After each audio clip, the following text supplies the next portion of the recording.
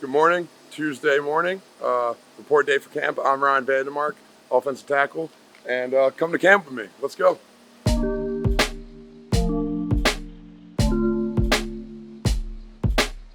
I was with the Colts during camp and then right after camp, OTAs at camp. Then they cut me after camp and then they were like, come back on the practice squad.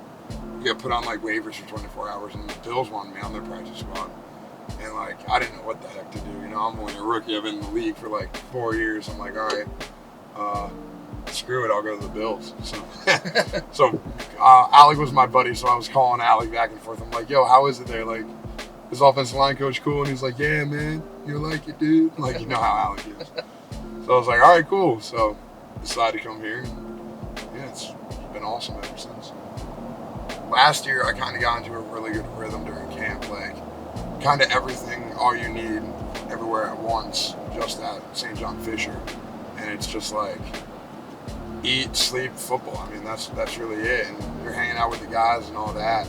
But for me, it's just kind of focusing on the little things and then getting better each day. And then going back to your room and realizing the good things you did and the things you need to work on, and then going out the next day and working on something else. So, yeah, I got into a really good rhythm last year, and I don't mind camp because I think the dorm room and being there is good for the team, and it builds like a little team philosophy, and I really enjoyed it. So I'm excited this year for sure.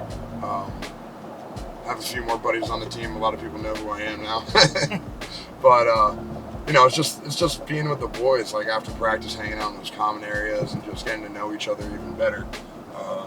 We got a lot of new faces on the team this year, which is cool, and all those guys are really awesome dudes. So that's another thing I think Bean does well with bringing guys in, like the character guys. He brings in a lot of good people with good characters. So I started playing in second grade, and then it was kind of just like, all right, whatever, yeah, I'll play football. And I always hated it because, like I said, we had that beach house in New Jersey, and I hated giving up my summers to go back and play football.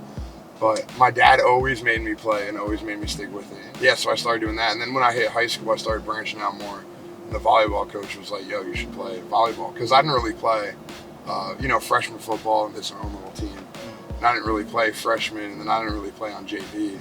So I started playing volleyball, and I got pretty decent at it, and then started playing club, and then doing the rotation for the club team and the camps. And that was fun. But ultimately, my senior year, I played pretty well, and I was a junior on JV. So yeah, but senior year came around, and then decided to do like that JUCO route. I did like a prep school, and before I knew it, I had a few offers to play college, and I was like, awesome, let's go. It's funny how I'll look back on my football career, and I'll be like, wow, like I'm really in the NFL. Like I'm driving a Bills truck to camp right now. The Connor McGovern pizza parties. That's like a highlight of. I mean, that's kind of Bill's offensive line right there. That's like one of the things that always comes up. But the way it started was we were in an offensive line meeting, and Connor was like, yeah, I can cook, blah, blah, blah. And Dion was like, yo, man, you can't cook. And then Connor was like, come to my house.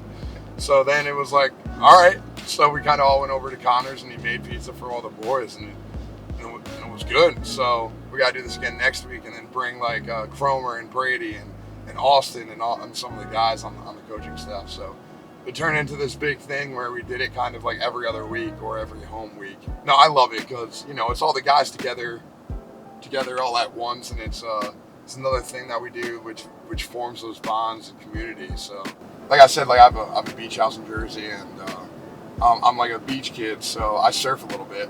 So then I started surfing in Barbados, and that was truly awesome. I call it one of the best ways of my life. I'll never forget that. I went with my really good family friends who moved to Barbados probably like 3 or 4 years ago. So they've been there, and they know what it's like. And I'm excited to go back. I think I'm going to do it next year. It's going to be an annual thing. But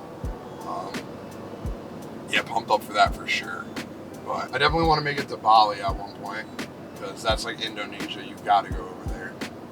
I've been to Hawaii, but I've never surfed like the really interesting hard spots there. And to be honest, I don't think I'm ready for like a big day at one of those spots, because, you know, the reef's there and the water's 4 to 5 feet deep, and, you know, people die there. So we might have to pump the brakes on that one for a little bit. But There's also this new spot that's relatively new. It's like the Kelly Slater Surf Ranch, and I actually got invited to go, and I was supposed to go last week, but I decided to cancel it because I thought it was too close to camp. I didn't want to risk anything, and so I'll go next off season. But that's a really cool spot that I'm looking forward to getting to with the same family friends that I went to Barbados with. It's in Lemoore, California, so kind of in the middle of the desert. It's a ranch, it's a man-made wave, it's a 6-foot face, and it's like a big train that goes through like a big ass pool, just creates like the most perfect wave. So I'm pretty hyped up for that. Rolling up. Year 3, here we go. Gonna be a good year. Locked in. All right, made it to Rochester, year 3. Thanks for coming to me. Go Bills.